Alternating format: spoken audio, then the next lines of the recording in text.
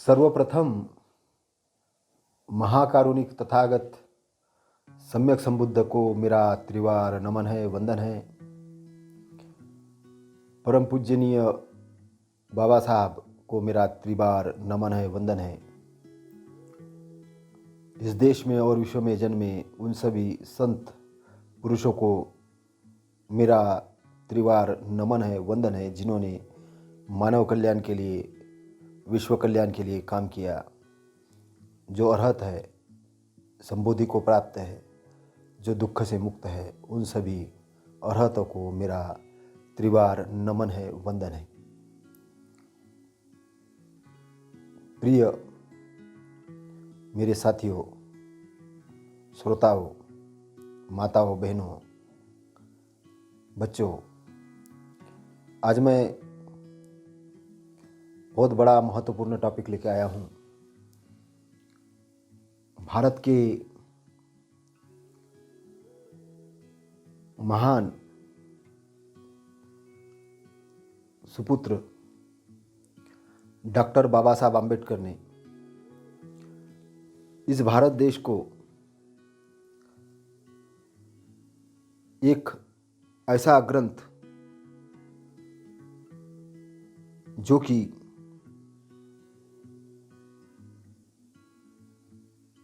26 नवंबर 1949 को दिया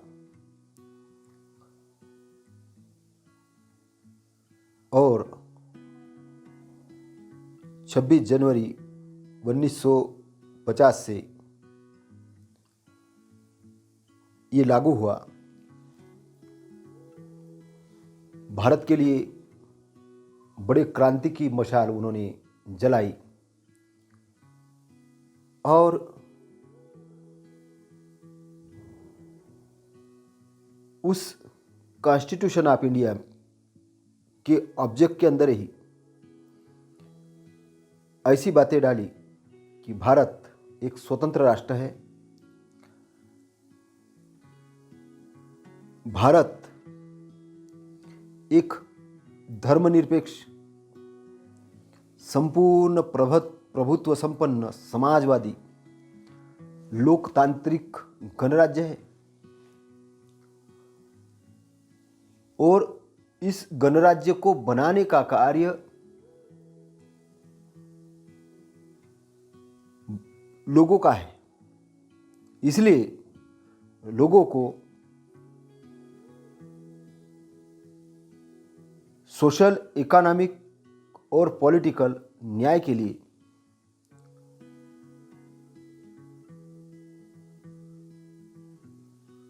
विचार, अभिव्यक्ति, श्रद्धा, विश्वास और उपासना की स्वतंत्रता के लिए, प्रतिष्ठा और अवसर की समता को प्राप्त करने के लिए और उन सभी में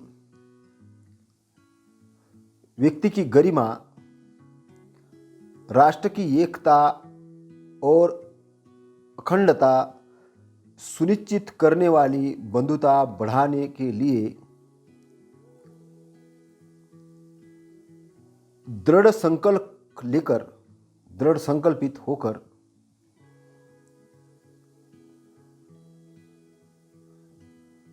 संविधान सभा में दिनांक 26 नवंबर 1949 को इस संविधान को एडॉप्ट करते हैं, इस संविधान को लागू करते हैं और खुद को संविधान के प्रति समर्पित करते हैं। ऑब्जेक्ट बिल्कुल साफ है। वैज्ञानिक दृष्टिकोण निर्माण करने के लिए, व्यक्ति को गरिमा प्रदान करने के लिए, किसी धर्म के भूल भुलैया में नहीं फंसने के लिए धर्मनिरपेक्ष कहा गया है। क्योंकि भारत की जो परंपरा रही है, ये वैज्ञानिक परंपरा रही है। भारत का दृष्टिकोण जो रहा है, ये एक यथार्थवादी दृष्टिकोण रहा है। हम अगर इतिहास के अंदर में जाते हैं और हमारे पास जो लिखित इतिहास है, ट्रूथफुल इतिहास है, वो महामानव तथागत सम्यक संबुद्ध से शुरुआत होती है। अगर हम तथागत की जीवनी को देखें तो उनके समय में जो शासन था वो गणतंत्र वाला शासन था, गणराज्य वाला शासन था। इसलिए कॉन्स्टिट्यूशन के अंदर में गणराज्य शासन की कल्पना की गई है। पहली चीज समझना होगा, बारी बारी से राजा बनने की परंपरा वहां थी। इसलिए 5-5 साल में चुनाव करने की परंपरा संविधान के अंदर में डाली गई है। और एक सभा होती थी, जो निर्णय लिए जाते थे वो सभा के माध्यम से उस पर डिबेट और डिस्कशन होता था। डिबेट डिस्कशन होने के बाद विशेषज्ञ कमेटी के पास में वो बात जाती थी और विशेषज्ञ कमेटी उस पर बात रखने के लिए अंगीकृत होती थी। तो वहां जो तथागत जो निर्माण हुए, तथागत को जो ज्ञान हुआ वो भी एक बालक ही थे। जैसे साधारण दूसरे बच्चे पैदा होते वैसे वो भी पैदा हुए थे। लेकिन एटमॉस्फियर ऐसा था कि उन्हें उस समय के जो ज्ञानी लोग थे, जितने भी बड़े बड़े ज्ञानी थे, उनसे उनको पढ़ने का अवसर मिला। की जो राजधानी थी उसका नाम कपिलवस्तु था। और कपिल उस समय की एक महान दार्शनिक थे। और मुझे ऐसा लगता है कि कपिल का इतना प्रभाव था, शाक्यों ने अपने राजधानी का नाम कपिलवस्तु रखा। तो कपिल एक महान दार्शनिक थे। जब तथागत को ज्ञान प्राप्त हुआ तो पूरी पूरी बातें तो उन्होंने कपिल की भी नहीं मानी, लेकिन कुछ बातें थी, उनकी खास बातें थी, उन्हें मानना पड़ा। और वो ऐसी बातें थी कि जो एक लॉ ऑफ नेचर से संबंधित थी। कपिल ये मानते थे कि सत्य प्रमाणाश्रित होना चाहिए और यथार्थ जो चीज लोग बात बोलते हैं उसका आधार बुद्धिवादी का होना चाहिए। और किसी ईश्वर के अस्तित्व व उसके सृष्टिकर्ता होने का कोई तर्कानुकूल या यथार्थाश्रित कारण विद्यमान ही नहीं है, यो संसार में दुख है। तो बेसिक एक बेस तैयार हुआ था, क्योंकि कपिल भी एक वैज्ञानिक थे। कपिल एक दार्शनिक के साथ वैज्ञानिक थे, अंध वाले नहीं थे, अंधविश्वासी नहीं थे। जो आज के साधु संत जो वैज्ञानिकवाद का ढिंढोरा पीटते हैं और कथा कहानी को धर्म बना के प्रस्तुत करते हैं, ऐसे कपिल नहीं थे। कपिल ने कहा कि ईश्वर भी अगर है या कोई सृष्टिकर्ता अगर है, अगर उसका कारण विद्यमान नहीं है, इसका कोई कारण अगर विद्यमान नहीं तो मानने वाली जरूरत ही नहीं, क्योंकि उन्होंने माना ही नहीं उस चीज को। बोले इसका कोई कारण दिख ही नहीं रहा, ना तर्काकुल इसको जान सकते हैं ना यथार्थश्रित जान सकते हैं। तो इस ईश्वर के अस्तित्व को सबसे पहले कपिल ने नकार दिया। संसार में दुख है, संसार में दुख है, ये बात कपिल ने मानने की। तो हम अगर 4 आर्य सत्य अगर देखते हैं तो बेसिक यहां से स्टार्ट होता है। 4 आर्य सत्य मतलब श्रेष्ठ सत्य। तो वहां पे तथागत ने 4 बातें लिए। 4 बातों में ये कहा है दुख है, दुख का कारण है। शोध आगे बढ़ते गया, दुख है तो दुख का कारण है, कारण की खोज की उन्होंने। तीसरी चीज उन्होंने कहा कि दुख का निरोध है, दुख की समाप्ति है तो समाप्ति का भी मार्ग है। मतलब जीने का रास्ता दिया, वे ऑफ लाइफ। आपको दुख नष्ट अगर करना है तो उसका वे ऑफ लाइफ है। और उसके लिए उन्होंने जो महत्वपूर्ण बात थी वो आचरण पर जोर दिया। एक दिमाग कैसा अच्छा आचरण कर सकता है जब वो जागृत अवस्था में हो। तो जागृत अवस्था में दिमाग जब रहता है तब वो अच्छा कार्य करता। तो उसको बेसावध करने वाली जो चीज़ें हैं उसका उन्होंने कहा कि इसको नहीं करना है। जैसे ज़्यादा शराब पीने के कारण भोजन में अल्कोहल मिल जाता है, लेकिन ऊपर से और लिया तो क्या होता है, बेसुध हो जाता आदमी, होश से परे हो जाता, बेहोश हो जाता है। क्रोध में बेहोश हो जाता है, द्वेष में बेहोश हो जाता है। और लोभ, लोभ यानी आसक्ति की भावना। आसक्ति की भावना मतलब चोरी की भावना, कि सारी चीज मुझे ही मिले, मैं किसी को नहीं दूंगा। ये चीज हड़पना, देश की संपत्ति बेचना, उससे मिला पैसा हड़पना, हर चीज पे कब्जा बना के रखना, अंधविश्वास फैलाना, ये द्वेष के कारण व्यक्ति करता है। वर्ण व्यवस्था फैलाना ये द्वेष आधारित है। जाति व्यवस्था फैलाना ये द्वेष आधारित है।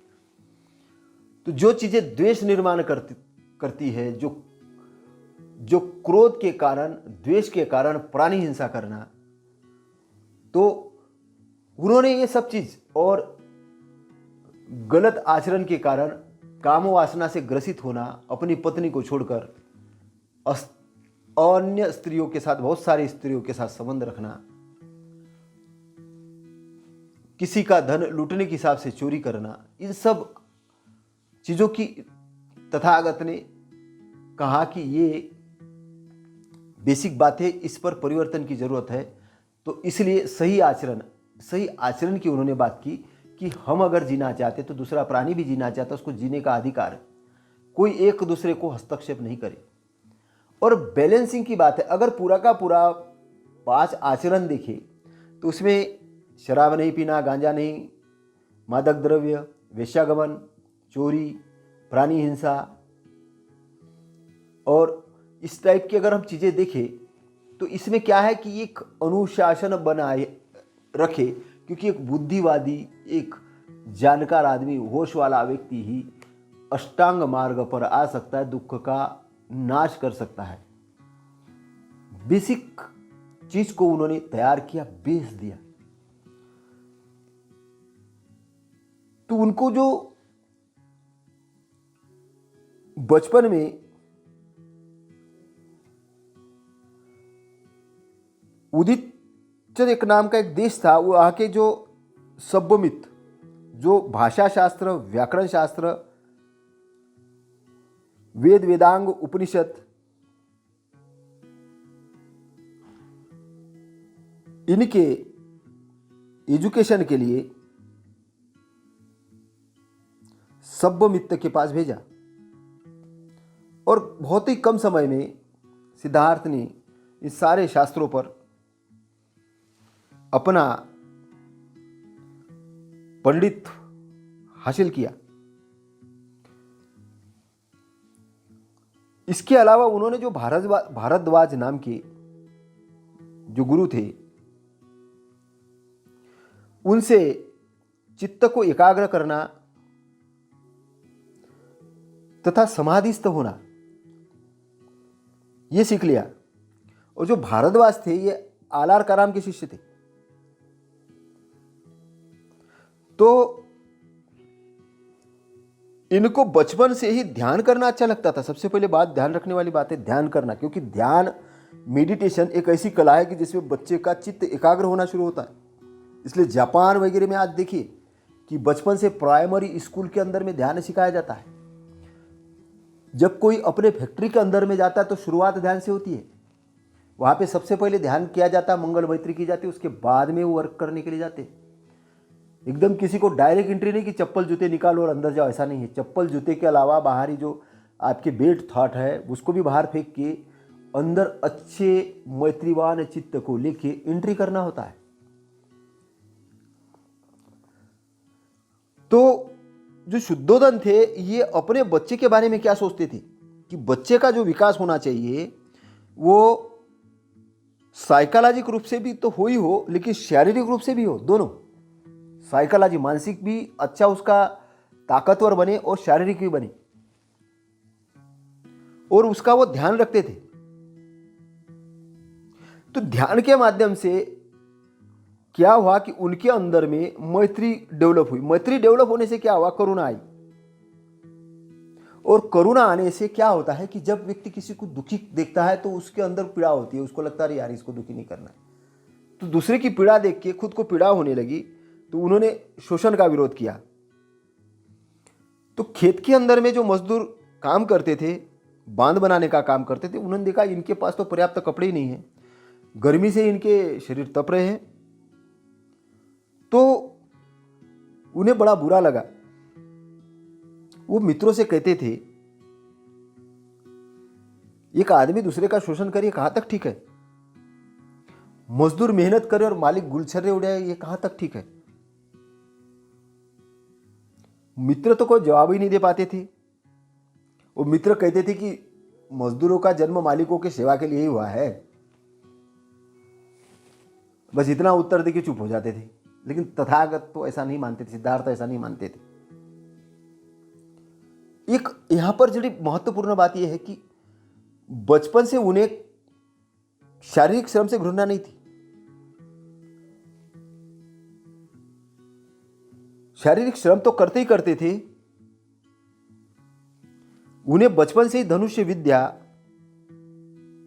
और शस्त्रों का प्रयोग करना भी सिखाया गया था, लेकिन उसका उन्होंने दुरुपयोग नहीं किया। वो शिकारियों के दल में शामिल नहीं हुए।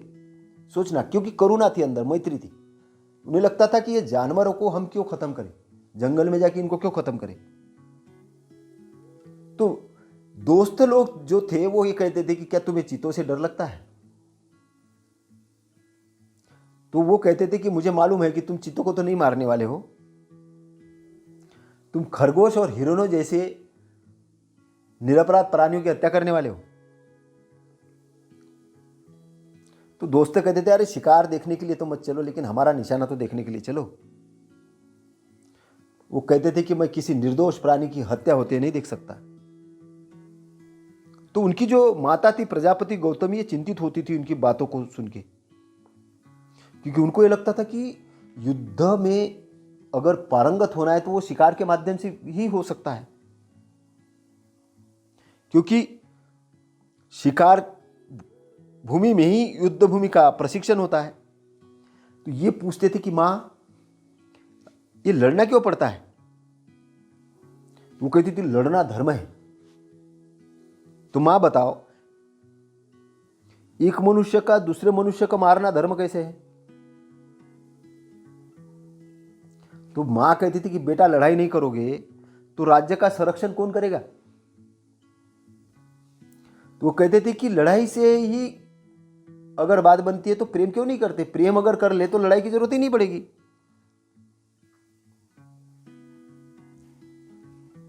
तो वो निरुत्तर हो जाती थी। तो कॉन्सेप्ट ये है कि भारत ने उस समय प्रेम पर बात होती थी, मैत्री पर बात होती थी। एक वातावरण देखिए, वो उस समय अपने दोस्तों को साथ में लेते थे और उनको बोलते थे तुम ध्यान करो, और चित्त को एकाग्र करने का तरीका सिखाते थे। और कहते थे कि तुम्हें इमोशंस, भावना ऐसी रखनी चाहिए, मैं सुखी रहूं, मेरे संबंधी सुखी रहे, मेरे मित्र सुखी रहे। तो मित्र क्या करते थे, उनके बातों पर हंस देते थे, महत्व नहीं देते थे। माता पिता को लगता था ये राजकुमार है और ये दैनस्थ हो जाएगा तो ऋषि वगैरह बन जाएगा। उनको लगता था कि इधर नहीं जाना चाहिए तुम्हें। लेकिन सिद्धार्थ थे, ये कहते थे कि योग्य भावनाओं पर, योग्य चीजों पर हम अगर अपने चित्त को वो फोकस करें तो हम अपने मैत्री भाव को व्यापक कर सकते हैं। योग्य ने पॉजिटिव थॉट को हम अगर देखें तो हम अपने मैत्री भाव को इंटरनली विश्वव्यापक बना सकते हैं। और सही विषय पर ध्यान एकाग्र करने से हम अपनी मैत्री जैसे विश्वव्यापक बनाते हैं। लेकिन होता क्या है कि हम जब सोचते हैं या प्राणी मात्र के बारे में सोचते हैं, तब हम भेद विभेद करके सोचते हैं। हम पालतू जो जानवर होते हैं, हमारे यहाँ पालतू कुत्ता होता है, डागी होता है, खरगोश होता है, जो भी होता है, उससे हम प्रेम करते हैं, और जंगली जानवर है उससे द्वेष करते हैं। हम मित्रों से प्रेम करते हैं, शत्रु से द्वेष करते हैं। तो हमें उस विभाजन रेखा से पार जाना चाहिए। और ये तब हो सकता है कि जब व्यवहार जगत की जो सीमा है उसको लांघ सके, उसके बियॉन्ड जा सके। मतलब हमें अपने चित्त को कलुषित करने का कोई अधिकार नहीं। कहने का मतलब जो बुरे कर्म कर रहा है उसका परिणाम उसको मिलेगा, लेकिन आप उसके प्रति द्वेष रखो, जलन रखो, क्रोधित हो जाओ, तो आपने अपने आप को ही क्रोधित किया, आपने अपने आप को गलत रास्ते में डाल दिया। आपको तो अपने आप में अच्छा रहना चाहिए, ये उसका मतलब है। उस सीमा से दूर हटने की जरूरत है, सीमा को समझने की जरूरत है। इस समय की घटना है, बड़ी अच्छी घटना है वो, कि एक पक्षी उनके सामने आके गिरा। वे प्राकृतिक सौंदर्य, शांति का आनंद लेते हुए वृक्ष के नीचे लेटे थे। तो जो पक्षी गिरा वो तड़प रहा था। देखा तो उसको तीर लगा है। उन्होंने उस पक्षी को उठाया, उसका तीर निकाला, उसको पानी पीने के लिए दिया और छाती से लगाकर गर्मी देने लग गए। लेकिन लगा उनको कि यार इस निरपराध प्राणी को किसने मारा। तो उनका जो ममेरा भाई था देवदत्त, और वो आके वहां पे पहुंचा और बोला कि मैंने एक पक्षी को मारा है, वो यही कहीं गिरा है, तुमने देखा है? उन्होंने कहा हाँ, ये घायल पक्षी था, अभी अच्छा हुआ है।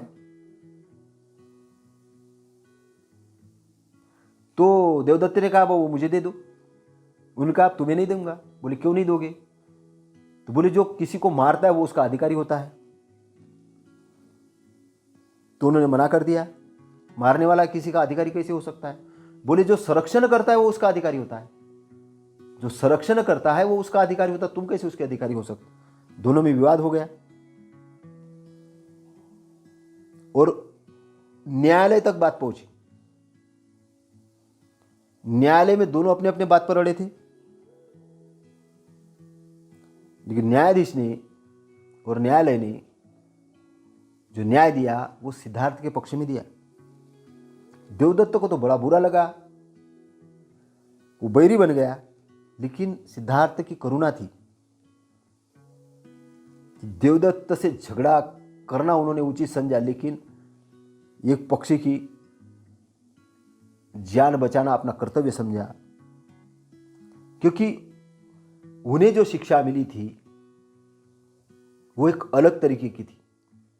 आज हम कॉन्स्टिट्यूशन के अंदर में ये सब चीज़ों को देखते हैं तो क्या आपको नहीं लगता है कॉन्स्टिट्यूशन प्राणी मात्र की रक्षा की बात करता है, वैज्ञानिक दृष्टिकोण की बात करता है, अंधविश्वास को दूर करने की बात करता है, उसके लिए बाकायदा आर्टिकल 13 लिखा गया है।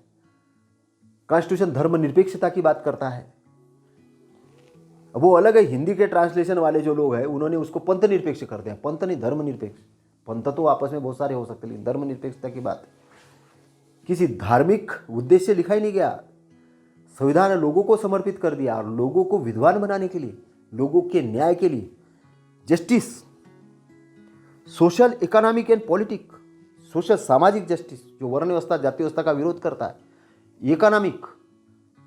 अगर बजट बनता है तो स्वास्थ्य के लिए भी बजट जाना चाहिए, शिक्षा के लिए भी जाना चाहिए, लोगों के डेवलपमेंट के लिए भी जाना चाहिए, देश की समृद्धि के लिए भी जाना चाहिए। यह अंधविश्वास फैलाने के लिए नहीं कि कोई एक मंदिर बनाए और वहां सरकार बजट दे, मूर्तियां बनाए वहां सरकार। तुम भाई मूर्तियां बना के करोगे क्या? कौन सी ऐसी मूर्तियां है जो वैज्ञानिक दृष्टिकोण पैदा करेगी?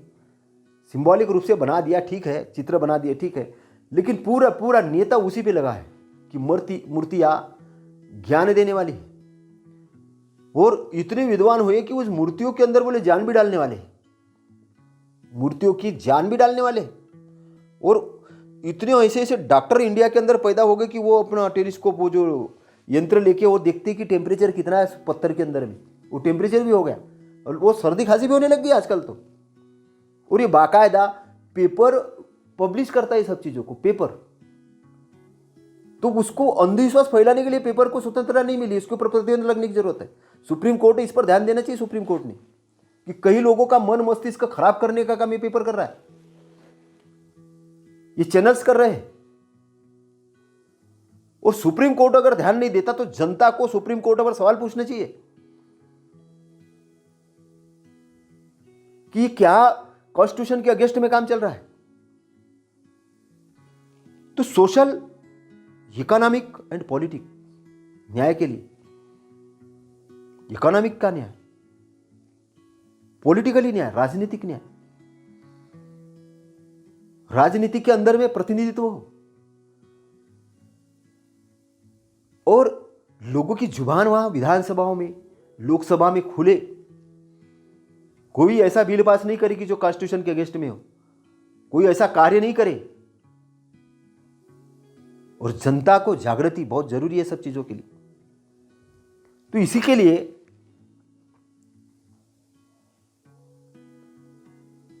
स्वतंत्रता प्रदान की गई है। थॉट, आप विचार करने के लिए स्वतंत्र है, विचार को अभिव्यक्त करने के लिए स्वतंत्र है। आप जो अच्छी चीजें हुई है दुनिया के अंदर उसके ऊपर श्रद्धा करने के लिए स्वतंत्र है। और जो जांची गई, समझी गई और सही चीजें हैं वैज्ञानिक दृष्टिकोण में, उस पर श्रद्धा और विश्वास की स्वतंत्रता प्रदान की गई है। और उसको उपासना करने की, अनुसरण करने की स्वतंत्रता प्रदान की है। अच्छी चीजों को आपको अनुसरण करने की स्वतंत्रता प्रदान की गई।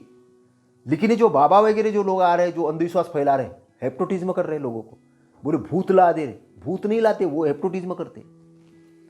किसी भी ब्रेन को अगर अवैज्ञानिक ढंग से उसको तैयार कर दिया जाए, उसको प्रोग्राम दिया जाए, उसको बोलो तेरे को तर्क नहीं करना है, तो जैसे कंप्यूटर को हाईजेक किया जाता वैसे ब्रेन को हाईजेक किया जाता। तो आजकल कई धर्म जो है, धर्म के नाम पे जो गुरु लोग हैं, गुरु भी नहीं है, वो बहुत बदमाश लोग होते हैं, जो लोगों के ब्रेन को हाईजेक करते, उसके तर्क शक्ति को बोलते तुमको तर्क नहीं करना, तुम्हारा ब्रेन मेरे अंडर में, और फिर उसको आदेश देता है कि देख तेरे अंदर भूत आने वाला है। वो उसके अंदर भूत आ जाता है, वो बोले ये गाने वाला है, ये अब इसको ऐसा करने वाला। आजकल ऐसे जो नौटंकी बाजों की एक जमात तैयार हो गई है देश के अंदर।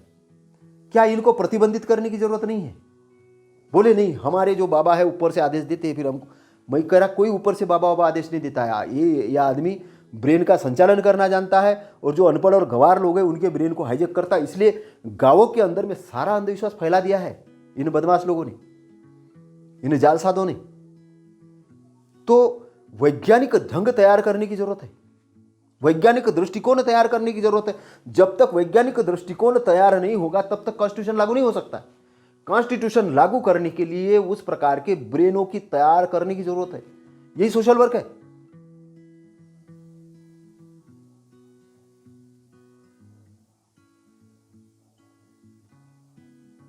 प्रतिष्ठा और अवसर की समता, कॉन्स्टिट्यूशन हमें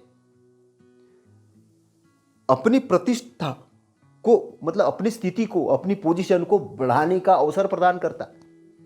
प्रतिष्ठा और अवसर दोनों एक दूसरे के साथ, अवसर, क्योंकि अवसर किसके लिए? प्रतिष्ठा निर्माण करने के लिए। और समता है ने कोई ऐसे नहीं कह सकता कि ये इस कास्ट का इसलिए ये नहीं काम कर सकता, ये पुजारी नहीं बन सकता, ये ज्ञानी नहीं बन सकता। इसलिए जो लोग अपने आप को अपने पुराने ढर्रे पर चल रहे हैं, ये जाति व्यवस्था, वर्ण व्यवस्था और इसका दम्भ भर रहे हैं, ये जान ले कि कॉन्स्टिट्यूशन लागू है देश के अंदर, जनता जाग जाएगी। उस समय आपको यहां पे इंसान बन के रहना पड़ेगा।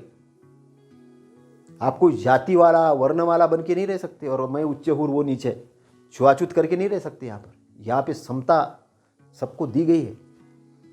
और ये नहीं कह सकते कि संस्कृत पढ़ना केवल एक ही जाति का अधिकार है, दूसरा नहीं पढ़ सकते, बिल्कुल नहीं। ये मंदिरों में प्रवेश नहीं कर सकते। भले तुम राष्ट्रपति को रोक सकते हो क्योंकि ज्ञानी जनता भी अज्ञान में है, तो तुम बोल सकते हो कि हमारे शास्त्र में ऐसा लिखा है, लेकिन कॉन्स्टिट्यूशन में ऐसा नहीं है। सुप्रीम कोर्ट के सम्माननीय न्यायाधीशों ने इस पर ऑब्जेक्शन लेना चाहिए था कि भारत के प्रथम नागरिक के साथ ऐसा होता है, मंदिर में जाने से रोक दिया जाता है। और ये भी मंदिर में क्यों जाते? क्योंकि ये भी सोचते कि हमें भी बड़ा पोस्ट मिला है, किसके कारण थोड़ा सा इतिहास की तरफ जाएंगे तो इन्हें जाने की जरूरत नहीं पड़ेगी। इन्हें जाने की जरूरत नहीं पड़ेगी कि तेरा साई तुझ में है, जाग सके तो जाग। कबीर साहब कहते हैं तेरा साई तुझ में ही है। जैसे तिल में तेल है, तिल में तेल है, चकमक में आग है, ऐसा तेरा साई तुझ में है। साई ने छाया देने वाला शांत विद्वान व्यक्ति तेरे अंदर है। तू जबरदस्ती क्यों जा रहा, जाग सके तो जागेगा। जब तेरे अंदर जागरण तैयार होगा, जब जागरण तैयार होगा तब तो तू कुछ करेगा। अब जागा है ही नहीं, इसलिए मूर्ति के सामने खड़ा हुआ है। हे भगवान, तेरे कर्म के कारण, तेरे आशीर्वाद के कारण मैं आईएएस बन गया। हे भगवान, मैं कलेक्टर बन गया। हे भगवान, मैं उद्योगपति बन गया। हे भगवान, मैं ये बन गया। और अवसर नहीं होता तो कैसे बनते भाई? तो आपके बाप दादाओं को जब अंग्रेजों के गुलाम थे बोलते थे कि जज नहीं बनना है, तब जाके क्यों नहीं बोलते थे कि हमको जज बना दो? तब तो चुपचाप थे। तब इंडिपेंडेंस की लड़ाई चल रही थी। जब तुम्हें पानी पीने के लिए नहीं आने दिया जाता था कुएं पे, तब किधर गया था भगवान? तब बाबा साहब को पानी पीने की लड़ाई करनी पड़ी। और महिलाओं को शिक्षा के लिए गेट बंद थे, धार बंद थे, कोई स्कूल ही नहीं था। तब सावित्रीबाई फुले को पहली बार स्कूल खोला। जो मुस्लिम जो महिला थी उनके साथ मिलकर उन्होंने उसको जगह दी थी, और वहां पे एक महिलाओं का स्कूल खुला था। तो सावित्रीबाई फुले पर कीचड़ बरसा रहे थे यहाँ के धार्मिष्ठ लोग, धर्म वाले लोग। बोले धर्म को भ्रष्ट कर रही है, हमारे घर के महिलाओं को पढ़ाएगी। और आज अब इनकी लड़कियां जब आईएएस बनती है, बड़ी बड़ी मंत्री बनती है, विधायक बनती है, उद्योगपति बनती है, तो ढोल नगाड़े बजाते हैं। और वो भी बोलती है कि हमको तो इस भगवान के कारण शिक्षा का अधिकार मिला, उस भगवान के कारण। अरे भाई, सुबह उठ के सावित्रीबाई फुले को और ज्योतिबा फुले को याद कर लिया करो, याद कर लिया करो। अगर वो नहीं होते तो तुम नहीं होते। और उन अंग्रेजों को भी याद कर लिया करो कि उन्होंने वो स्कूल खोलने का अधिकार दे दिया था। शायद अंग्रेज नहीं होते तो हो सकता है कि वो ये धार्मिक व्यवस्था स्कूल का अधिकार ही नहीं देती। कड़वी बातें हैं लेकिन सत्य है, समझना पड़ेगा कि हमारे जब ब्रेन पर जब वो कंट्रोलिंग किया जाता तो ब्रेन कैसा सोचता है। क्या ये उनकी गलती है? मैं नहीं मानता उनकी गलती है, क्योंकि उनके ब्रेन में ये प्रोग्रामिंग दिया था।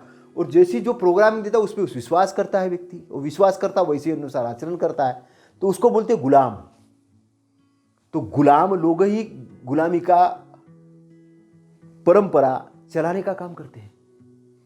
और उस परंपरा को उनको लगता है कि मैं सबसे जबरदस्त चीजें कर रहा हूं। उसके अंदर एक उन्माद पैदा होता है कि उसको लगता है मैं सही, बाकी दुनिया सब गलत, और अहंकार में चला जाता है, स्वामी बन जाता है उसका। तो धर्म के जो स्वामी है, जो स्वामी बन चुके हैं, मंदिरों के स्वामी हैं, एक प्रकार से अहंकार में भी जीते हैं बहुत, कि मैं ज्ञानी हूं, मैं ये हूं, मैं वो हूं, सारे हमारे लोग इसमें आ जाए। तो एक माइंड की एक अवस्था है। और माइंड की एक अवस्था ये किसके कारण होती है? मार बंधनों के कारण। तथागत ने कहा मार बंधन दुख है तो दुख का कारण है। ये रागाग्नि, मोहाग्नि और देशाग्नि के कारण है। और यही तो चीज है कि तुम्हें बंधन में बांध के रखते हो। तुम बोलते मोक्ष चाहिए, मुझे मुक्ति मिलना चाहिए, निर्वाण मिलना चाहिए, अरहत हो जाना चाहिए। और जब अरहत पद प्राप्त नहीं होता, श्रोतापन्न भी नहीं बनते, ना साकृदागामी बनते, ना अनागामी बनते, ना कुछ बनते, तो नकली पोस्ट प्राप्त कर लेते, श्री श्री श्री श्री श्री, ये वाला वो वाला। आप अपने शरीर को कितना भूभूत लगाओ, कपड़े पहनो मत पहनो, कैसे भी रहो, उसे क्या फर्क पड़ता है जब तक चित्त शुद्ध नहीं होगा। और चित्त शुद्ध करने के लिए क्या जरूरत है? ज्ञान की जरूरत है। थॉट प्रोसेस देते हुए आना चाहिए, थॉट प्रोसेस देते हुए नहीं चाहिए। तो ये स्वतंत्रता का मतलब क्या है? कि स्वतंत्र रूप से थॉट प्रोसेस देना, स्वतंत्र रूप से थॉट प्रोसेस देना, स्वतंत्र रूप से अपनी बातें रखना, ताकि एनालिसिस की जा सके उस बातों को। और श्रद्धा करना उन ज्ञानी लोगों पर कि हुए हैं, तथागत हुए हैं, कबीर हुए हैं, बाबा साहब हुए हैं, बहुत सारे संत हुए हैं, बहुत सारे महापुरुष हुए हैं जिन्होंने ज्ञान अर्जन किया है। उन पर श्रद्धा करना। हाँ, मैं भी ज्ञान अर्जन करूंगा, मैं भी रिसर्चर बनूंगा, अल्बर्ट आइंस्टाइन जैसा मैं रिसर्चर बनूंगा, थॉमस एडिसन जैसा मैं रिसर्चर बनूंगा, मैं नया नया शोध करूंगा, स्टीव जॉब जैसा, आइजैक न्यूटन जैसा। मैं उद्योगपति बनूंगा, पढ़ाई लिखाई कोई ये नहीं, टाटा जैसा, मैं अजीम प्रेमजी जैसा काम करूंगा। सोचो, आप थॉट प्रोसेस दो, श्रद्धा करो। उपासना का मतलब होता है अनुसरण करना, इसलिए विश्वास और फेथ के साथ, श्रद्धा के साथ अनुसरण करूंगा, उपासना करूंगा ऐसी चीज अच्छाई की, जिन्होंने मानव मात्र के कल्याण के लिए काम किया है। तो समानता, समता का भाव, अवसर की समानता, कि कोई आदमी को फ्रीडम मिल जाए, अपनी प्रतिष्ठा, क्योंकि आदमी गरीब पैदा हुआ और गरीब मरा, उसने क्या किया? दुखी पैदा हुआ, दुखी गया, क्या किया? क्या उन्नति किया? उसको अवसर मिलना चाहिए। और अवसर जब मिलेगा, एक गरीब आदमी बोझ है, एक दुखी आदमी बोझ है, लेकिन एक ज्ञानी आदमी एसेट है। ज्ञानी आदमी एसेट है। एक मजदूर अगर 100 रुपये कमाता, 100 खर्च कर देता है, लेकिन अगर वो स्किल बेस्ड वर्कर हो जाए तो 10,000 रुपये पर डे कमा रहा है। अब 1,000 रुपये खर्च करता है, 9,000 बचाता है, 9,000 बचाता है, सरकारी कोषालय में जाता है, उसमें टैक्स भी देता है, और वो जनता के काम में आते, सरकार काम कर पाती, वो जो नेतृत्व करने वाले लीडरशिप है, ये बजट बना पाते हैं और ये चीज़ लागू कर पाते। तो क्या जरूरी है कि नहीं प्रतिष्ठा, स्टेटस ऊपर करने की? बिल्कुल जरूरत है। लेकिन कोई कहे कि केवल कुछ गिने चुने लोगों का स्टेटस ऊपर होना चाहिए, बस गिने चुने लोग, बाकी सारे अनपढ़ गवार रहना चाहिए। तो एक तो इन्होंने वही काम किया कि जो वर्ण व्यवस्था के अंदर में हुआ, बोले कि ये क्षत्रिय वर्ण क्या है, बस इसको ही हथियार चलाने का अवसर मिले, बाकी को कुछ नहीं। तो 5-6% जो लोग थे, उसमें से भी 1%, आधे % लोगों ने शस्त्र का चलाने का अनुभव था, बाकी तो सारी जनता अनपढ़ थी, जिनको पता ही नहीं था। इसलिए 55,000 मुस्लिम आए, देश को गुलाम कर दिया। 1 लाख अंग्रेजों ने गुलाम कर दिया। किसके कारण किया? हमारी अपनी गलती के कारण।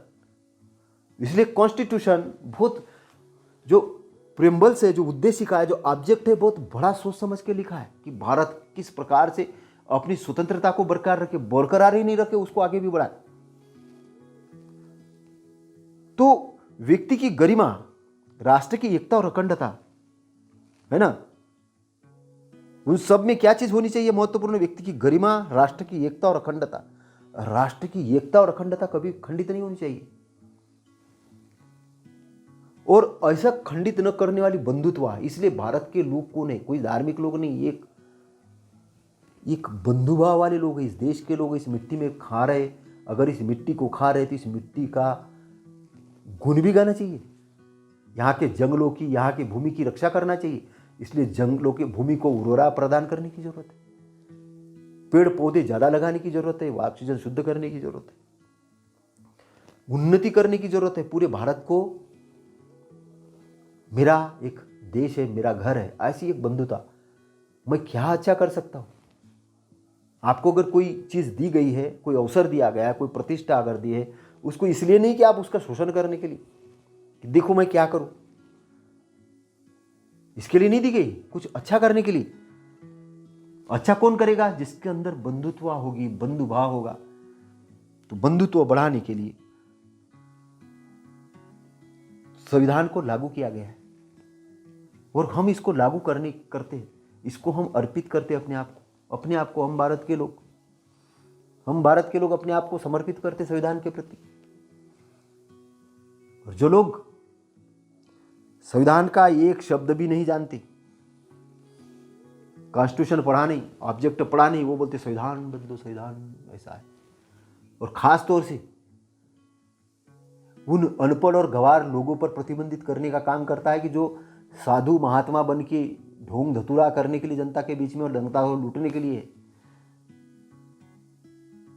कोई यंत्र देखिए, कोई रुद्राक्ष देखिए, कोई कुछ देखिए, जो जनता को लूटने का काम कर रहे हैं अंधविश्वास से, उसके पीछे का वैज्ञानिक दृष्टिकोण नहीं बता रहे।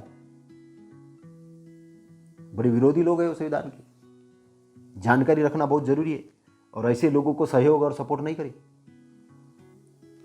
तो हम ये देखते हैं कि एक भ्रांति समाज के अंदर में बहुत फैली हुई है कि इसके भाग्य में था, उसको मिल गया। भाग्य में नहीं होता है, कर्म करना होता है, कर्म और उसका विपाक। इसलिए तथागत ने दुख मुक्ति का मार्ग का है, दुख का निरोध, और मार्ग का है, उसको मार्ग चलना पड़ेगा। ऐसा नहीं बोला कि डेस्टिनेशन मिल गया अचानक, चलना पड़ेगा। एक तो मार्ग का चुनाव करना, सही मार्ग का चुनाव करना। रास्ते तो बहुत है इधर उधर भटकाने वाले, लेकिन सही मार्ग का चुनाव करना, अपना लक्ष्य तय करना। समाधि का मतलब होता है आंखें बंद करना नहीं, अपना लक्ष्य तय करना। मीनार की चोटी पे अगर पहुंचना है तो लक्ष्य तय करो, सम्यक समाधि। और उसके लिए चलने के लिए जो वर्किंग करना है वो सब करना। शरीर को दृढ़ अच्छा रखना, खाना खाना, बोलना अच्छा, सारी चीजें उसके अंदर में शामिल है। तो अष्टांग मार्ग क्या है? सम्यक दृष्टि, जिस पर हम बहुत बार बात कर चुके हैं ना, मतलब right eyes, internal right eyes होना चाहिए। सम्यक संकल्प होना चाहिए, ऐसा संकल्प कि मैत्री का संकल्प ले, द्वेष रहित का संकल्प ले, अहिंसा का संकल्प ले, हिंसा रहित का संकल्प ले। जो धर्म के नाम पे आजकल जो बात करते हैं मार काटने की, उनको रोके, अहिंसा तरीके से रोके।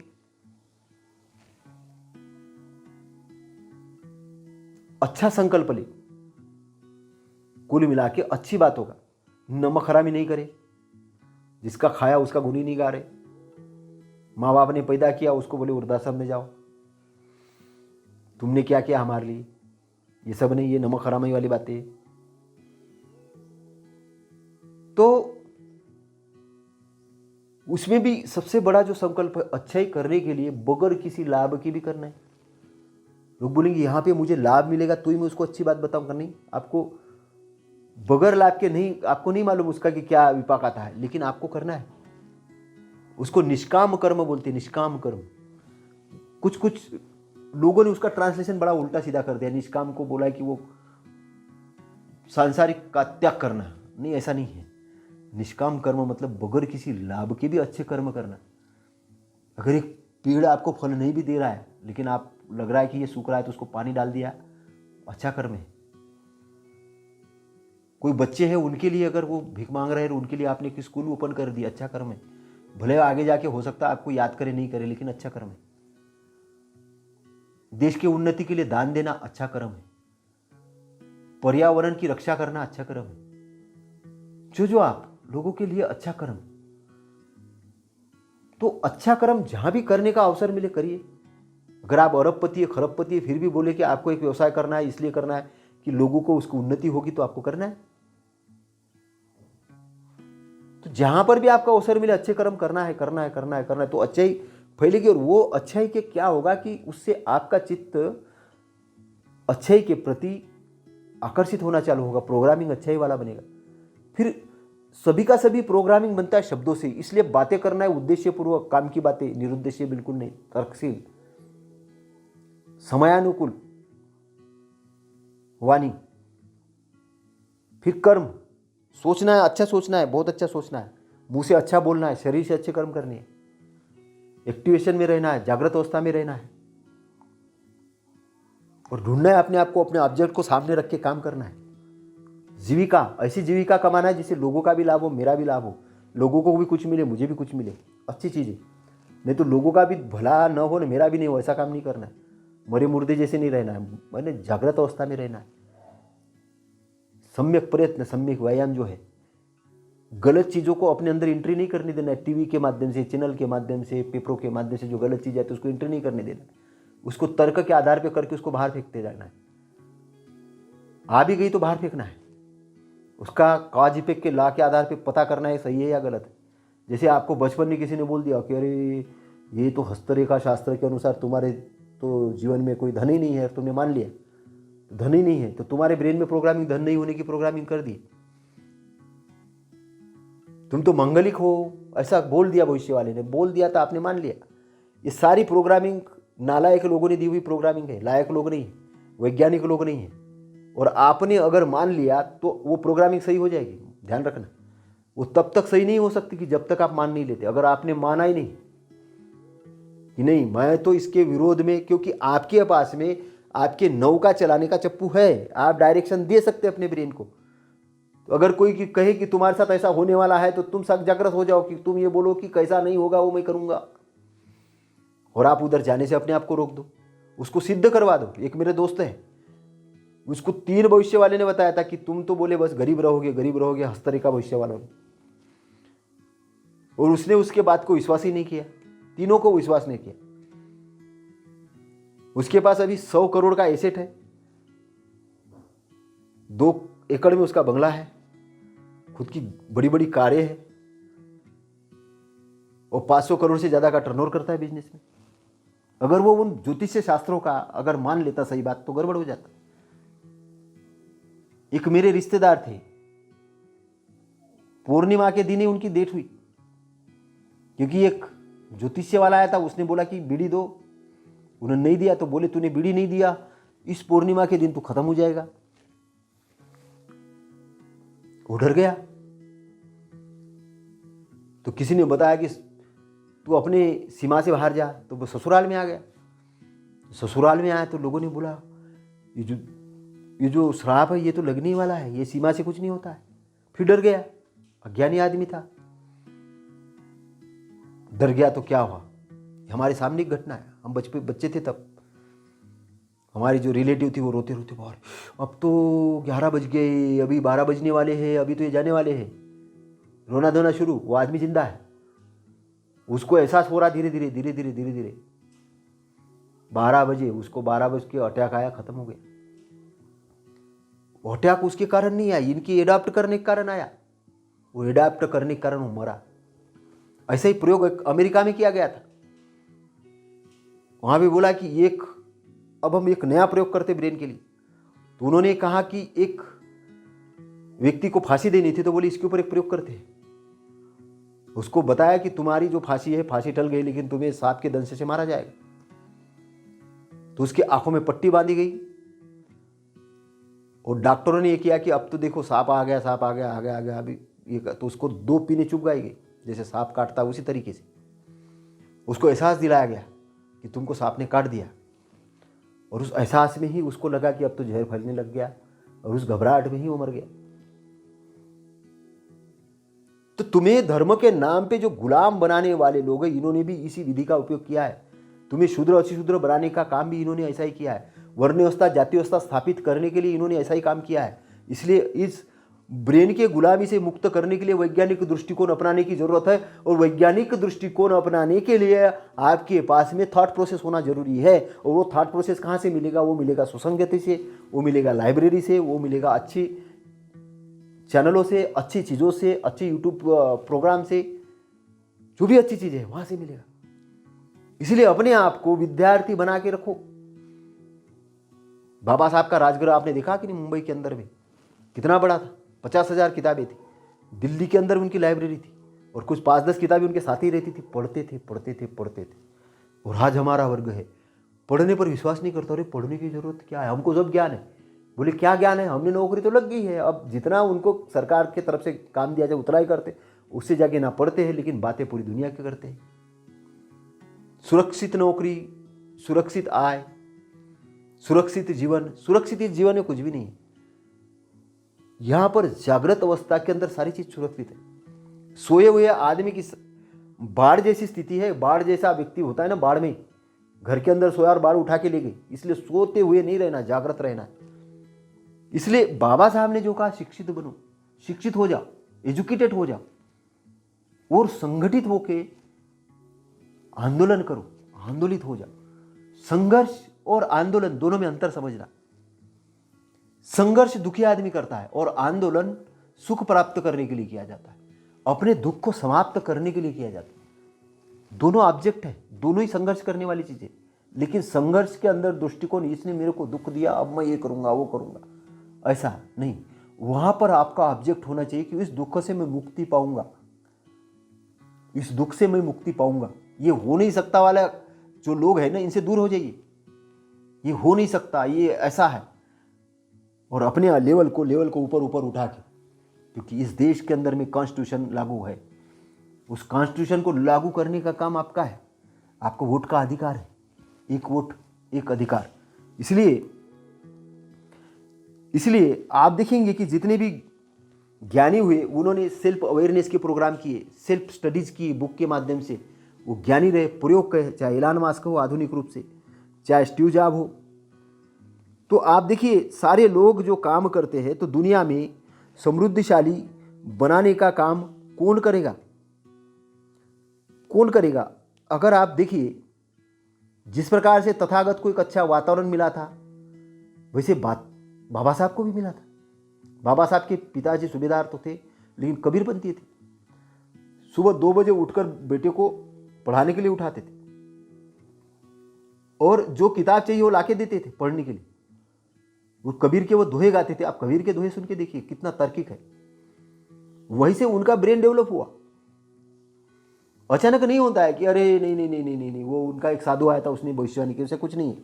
वो वातावरण तैयार किया। वातावरण, इस देश को अगर उन्नति करना है तो घरों का वातावरण अच्छा तैयार करिए, समाज में अच्छा वातावरण तैयार करिए। नहीं तो कॉलोनी के अंदर में देखते हैं कि लोग एक दूसरे से बात नहीं करते हैं, एक देखता है दूसरी तरफ मुंह ये कर देता है। ऐसा लगता है कि बस क्या चल रहा है, इंसानों के बीच रहे कि हम मरे मुर्दे के बीच में रह ले, कभी समझ में नहीं आता।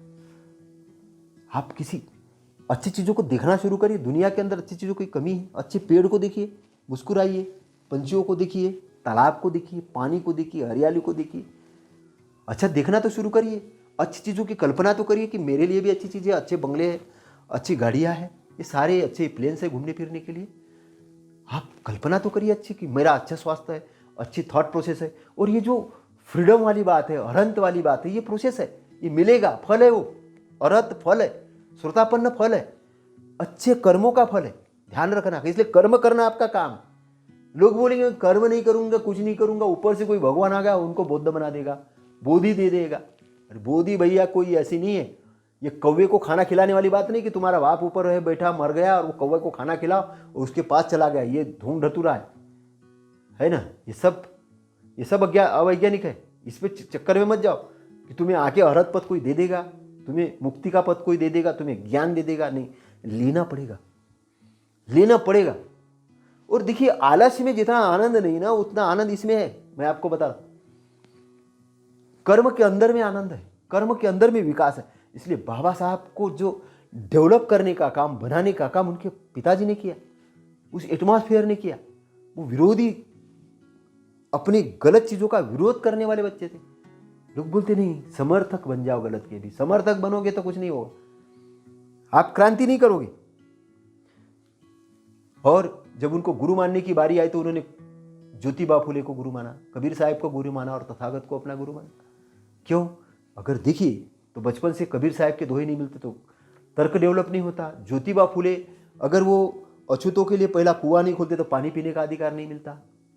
सोचिए, महिलाओं के लिए स्कूल का अधिकार नहीं मिलता। अति शूद्रों के लिए उन्होंने स्कूल खोले, वो स्कूल का अधिकार मिला। और महामानव तथागत गौतम बुद्ध, जिन्होंने विश्व को धम्म राज्य बनाना ये मेरा संकल्प है, ये बात कही, विश्व को धम्म राज्य बनाना मेरा संकल्प है। धम्म का राज्य, धम्म का मतलब नैतिकता का, मॉरलिटी का, प्योरिटी का, पवित्रता का, सिद्धांत का, सिद्धांतवादी, लॉ ऑफ नेचर वाला ऐसा राज्य, ऐसा विश्वव्यापी शांति का राज्य, सम्मान का राज्य, विश्व को बनाना बहुत बड़ा गोल। एक ऑब्जेक्ट ध्यान करने गए जंगल में, तब भी एक ऑब्जेक्ट, मुझे दुख मुक्ति का मार्ग चाहिए, मुझे ईश्वर नहीं दुख मुक्ति का मार्ग चाहिए। जनता सुखी कैसे हो, मैं कैसे सुखी हूँ, परिवार वाले कैसे सुखी हो, मैत्री की भावना कैसे डेवलप, ये वाला मार्ग, तब अरहत पद मिला। टाइमलेस एरिया, जो अल्बर्ट आइंस्टाइन कहते हैं ना, समय की बात, टाइम की बात, वो तथागत ने उसी समय शोध करके निकाला। उन्होंने तो उससे आगे की बात कही है तथागत ने, time and timeless area, time और टाइमलेस एरिया, शून्य वाला जो एरिया टाइमलेस एरिया है। अब इस पर बहुत कम बात होती है। अरहत लोग वो शून्य वाले एरिया में रहते हैं, टाइमलेस एरिया के अंदर में, वो निब्बान वाला एरिया है, जिसको मैंने 2010 के अंदर में एक बुक लिखी थी, उस पर रिसर्च होना भी बाकी है। टाइमलेस एरिया, टाइम अलग अलग लोगों के लिए अलग अलग होता है। दुखी आदमी के लिए टाइम बहुत बड़ा होता है, गटर मस्ती वाले के लिए तो टाइम का कोई पता ही नहीं होता है। लेकिन अगर आप प्रेयसी के पास में बैठे तो टाइम पता ही नहीं चलेगा। दुखी बैठे हो तो टाइम का बहुत पता चलेगा। टाइम अलग अलग चीज़ों के लिए अलग अलग होती है। तो टाइम, लेकिन एक ऐसा क्षेत्र है कि जिसमें टाइम लेस होता है, टाइम होता ही नहीं। आप बोलेंगे ऐसा कैसा होता है? इन्फिनिट आनंद, जो निब्बान वाला एरिया, दुख जब मुक्त हो जाते हैं, आप दुख से मुक्त हो जाते हैं तो टाइम भी खत्म हो जाता है। दुख के साथ समय है, और जैसे दुख खत्म हो जाता है तो समय भी खत्म हो जाता है। इसलिए आपके अंदर की तेरा साई तुझ में है, जाग सके तो जागे। साई क्या है? वही तो है टाइमलेस एरिया, वही तो है आपका। और आप ये छोटी छोटी चीज़ों में परेशान होते हो। आपके अंदर कितनी महानता छुपी हुई है, कितनी चीज़ें बड़ी बड़ी छुपी है। हिमालय जैसी पवित्रता आपके अंदर में छुपी हुई है, उतना ज्ञान छुपा है, लेकिन डेवलप करने का चांस दोगे तब ना।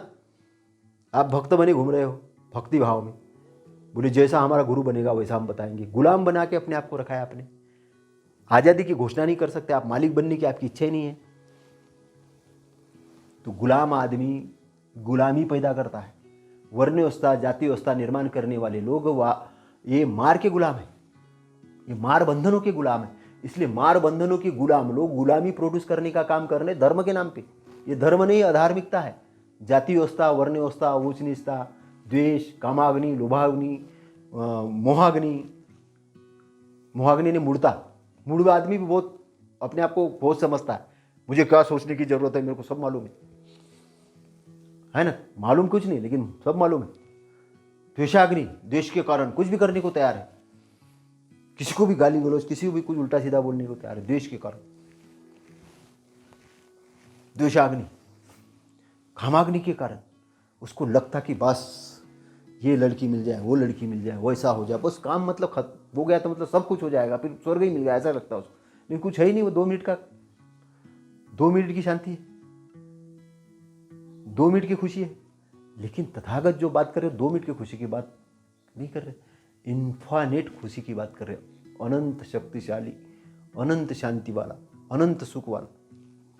आप सोचिए कि आपके 2 एरियाज है, टाइम वाला एरिया, टाइमलेस एरिया। टाइम वाले एरिया के अंदर में आप संसार के अंदर में हो, लेकिन टाइम वाले एरिया से टाइमलेस एरिया में जाना है। और टाइमलेस एरिया में जाने का तरीका अष्टांगिक मार्ग है। और अष्टांगिक मार्ग पर आने का मामला है मैत्री, प्रज्ञा, करुणा। प्रज्ञाशील करुणा। करुणा कब आती है? जब मैत्री होती तब। प्रज्ञा डेवलप करना पड़ता है, विजडम। शील यानी आचरण, अच्छे आचरण।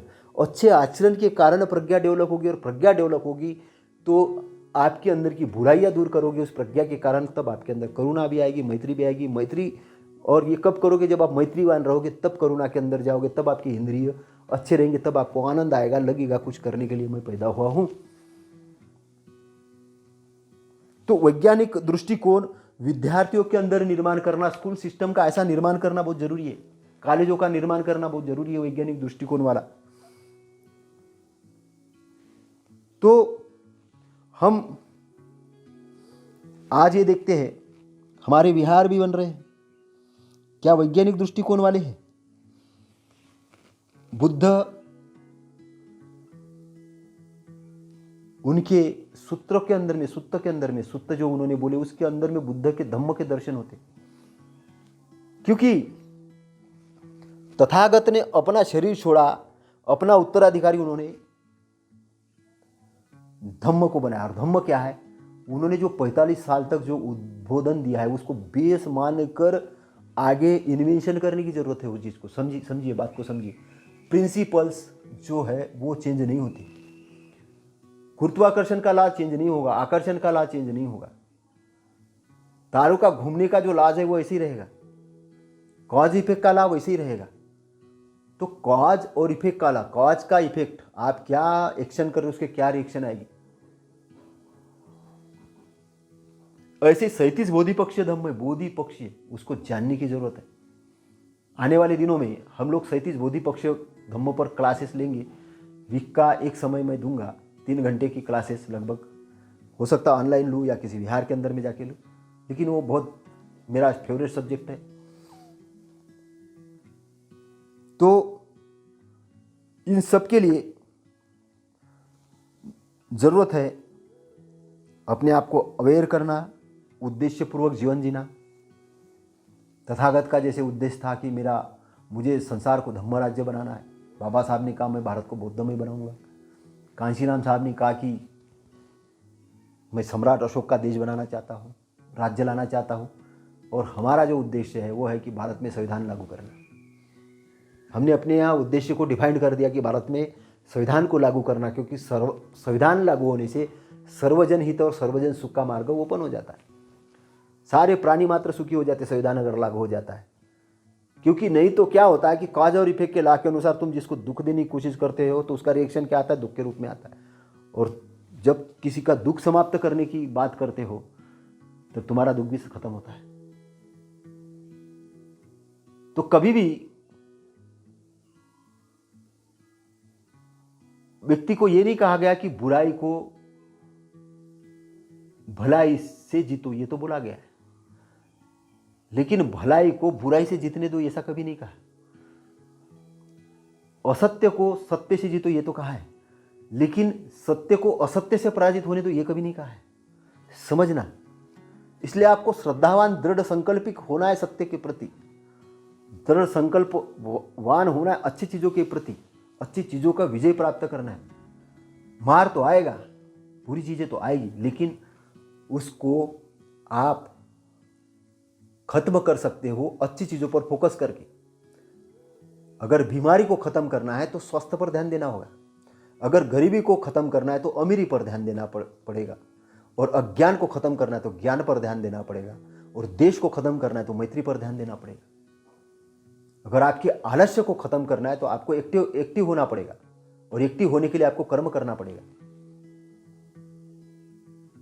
तो अगर आपका निरुद्देश्य जीवन है तो उसको उद्देश्यपूर्वक बनाना होगा। इसलिए बैठिए और लिखिए कि आपको जीवन में क्या बनना है, क्या करना है, आप क्यों पैदा हुए, आप किस लिए पढ़ रहे, क्या कर रहे। देखिए, अपने आप को एनालिसिस करिए, चिंतन मनन करिए। बहुत बड़ी जिम्मेदारी है हम लोगों के ऊपर। हमने गलती से बाबा साहब को पढ़ लिया, बुद्ध को पढ़ लिया, कबीर साहिब को पढ़ लिया, हम लोगों की जिम्मेदारी बहुत ज्यादा बढ़ जाती है। इसलिए हम लोगों को क्रांति करने का भी काम करना है। क्रांति कौन सी? शांति वाली क्रांति। वो क्रांति नहीं करनी है, हमको वैज्ञानिक क्रांति करनी है। वैज्ञानिक क्रांति करनी, जैसे अंगुलीमाला को भी क्रांति के माध्यम से तथागत ने भिक्षु बना दिया। अंगुलीमाला को ये नहीं बोला कि तू डाकू है और तूने हत्या की इतने लोगों की, तो आज तेरी भी हत्या कर देता हूँ, ऐसा नहीं। उसको बोला कि तेरे अंदर की अच्छाई अभी मरी नहीं, तू अच्छाई को स्थान देगा। परिवर्तन किसका? मन मस्तिष्क का परिवर्तन करना है, ब्रेन के थॉट प्रोसेस का परिवर्तन करना है। वही आदमी अच्छे कर्म करने चालू कर देता है। और आज की सरकारें उसके ऊपर बहुत कम काम कर रही है, उस पर बहुत कम काम कर रही है, उस पर ज्यादा काम करने की जरूरत है। क्यों? लोगों को फांसी पर लटकाने से और ये रेलिया और मोमबत्ती निकालने से कुछ नहीं होने वाला। ब्रेन पर काम करना होगा। तो ब्रेन के जो डिस्टर्ब करने वाले प्रोग्राम्स है, जो साहित्य है, उसके ऊपर प्रतिबंध लगाने की जरूरत है, या उस मस्तिष्क को इतना तैयार करने की जरूरत है कि उसके ऊपर प्रभावी नहीं करे उसको। तो आप क्या कर सकते हो आज के डेट में? आप ये काम कर सकते हो कि आप अच्छी चीजों को अपने अंदर इंटर कर सकते हो बहुत बड़े पैमाने पे। अगर एक ड्रम में पानी है भरा, उसकी एक बूंद जहर की डाल दी जाए तो फर्क ही नहीं पड़ेगा, लेकिन एक गिलास के अंदर में 2 बूंद डाल दिए तो बीमार हो जाओगे, और तुरंत ऐसे ही गिटक लोगे तो मर जाओगे। समझ लीजिए मैं क्या बोलना चाह रहा हूं। इसलिए अच्छाई का प्रोग्राम आपके पास बहुत बड़े पैमाने पे होना चाहिए। छोटी मोटी चीजें आपको कोई ये नहीं करे, इसलिए सिस्टम के अंदर आ जाइए। ब्रह्मांड का एक सिस्टम है, तारों का घूमने का सिस्टम है, इसलिए प्रोग्रेस का भी एक सिस्टम है। एक सिस्टम क्रिएट करिए, विहारों को एक सिस्टम में डालिए, सारे संस्थाओं को एक सिस्टम में डालिए, और सिस्टम को एक निर्माण करने का काम करिए। तो संगठन का मतलब होता है सिस्टम तैयार करना। सिस्टम कौन करेंगे? शिक्षित लोग करेंगे, और वही लोग आंदोलन करेंगे, आंदोलित हो जाएंगे, है ना।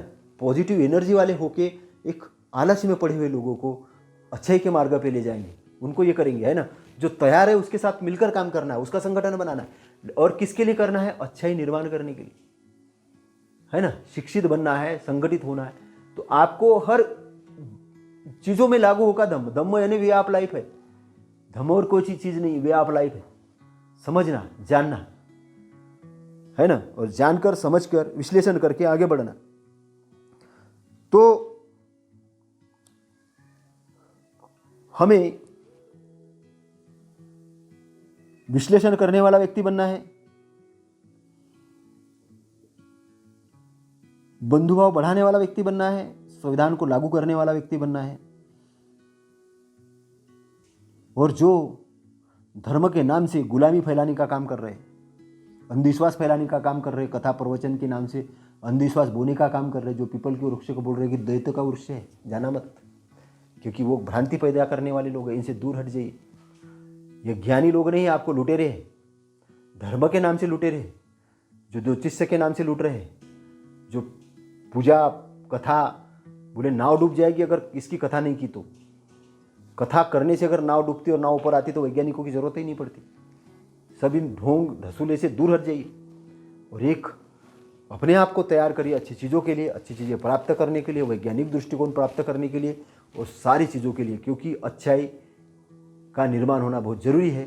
मार के बंधनों से मुक्त हो जाइए और उन लोगों के लिए भी अच्छे करुणा करिए, संकल्प निर्माण करिए कि जो लोग गलत रास्ते पे हैं, गलत, क्योंकि क्या होता है कि हम बीमार की सेहत करने के लिए डॉक्टरों को लगाते हैं, फसल को अच्छा करने के लिए उसको पानी देते हैं, वैसे ब्रेन को ठीक करने के लिए भी एक दवाई देना जरूरी है, वो धम्म की दवाई है। इसलिए ध्यान भावना करें, अच्छी चीज़ों को सुने, अच्छी चीज़ों का विजुअलाइजेशन करें, अच्छा एक्सेप्टेशन करें, क्योंकि जिस चीज़ पर आप फोकस करते हो, जिस चीज़ पर आप श्रद्धा रखते हो, जिस चीज़ पर विश्वास करते हो, वही चीज़ आपके साथ होती है। इसलिए अच्छे लक्ष्य तैयार करो, अच्छे चीज़ पर फोकस करो, अच्छा बनो और संसार को धम्म राज्य बनाने के लिए, संसार को धम्म राज्य बनाने के लिए काम करो। जो तथागत का एक गोल है, उस गोल में सम्मिलित हो जाओ। और उसके लिए हमें आज एक अवसर मिला है आपके सामने 2 शब्द कहने का। बातें बहुत लंबी हो गई है, लेकिन फिर भी ज़रूरी थी, जो ज़रूरी थी वो मैंने कही है। और इसमें से सुपरमार्केट अप्रोच आप रखिए, जो आपके लिए काम की बातें वो लीजिए, जो चीज़ें ऐसी लगती है कि ये कोई काम की नहीं उसको छोड़ दीजिए। और इन बातों के अंदर में जो भी चीज़ें आपको समझ में नहीं आया उसके बारे में आप लिखिए, चैनल के अंदर में मैं उसका जवाब दूंगा। आपका मंगल हो, आपके परिवार के अंदर में सभी लोग निरोगी हो, सुखी हो, विद्वान सब लोग बने, सब लोग एक दूसरे का आदर करें, बंधुभाव बढ़े, आपके परिवार के अंदर में, आपके पड़ोसी के अंदर में, आपके मोहल्ले के अंदर में, आपके देश के अंदर में सुख समृद्धि का लाभ हो, आप विश्व के लिए एक बड़ा उदाहरण बने। आपका मंगल हो, आपका कल्याण हो। मंगल कामना के साथ मैं सभी के लिए मंगल कामना करता हूँ, सभी प्राणी मात्र के लिए मंगल कामना की सभी विश्व के लिए मंगल कामना करता हूँ। सभी विश्व के जो युद्ध है वो खत्म हो, लोग शांति की तरफ आगे बढ़े और भारत विश्वगुरु बने। भारत के नेताओं को अच्छा स्वास्थ्य मिले, उनके अंदर के जो दुर्गुण हो खत्म हो, वो अच्छे चीज़ों पे फोकस करे और अपने आप को एक अच्छा सेवाभावी व्यक्ति बना के प्रस्तुत करे। और आने वाले चुनाव में संविधान संरक्षण पार्टियों को, संविधान का संरक्षण करने वाली पार्टी, संविधान को आगे बढ़ाने वाली पार्टी, संविधान को आगे ले जाने वाले नेता, संविधान का सम्मान करने वाले नेता और लोगों के कल्याण के लिए काम करने वाले नेताओं को वोट दीजिए, चुनकर लाइए और एक अच्छा लोकतंत्र स्थापित करने के लिए, संविधान को लागू करने के लिए काम करिए। नमो बुद्धाय, नमो धम्माय, नमो संघाय। साधु साधु साधु।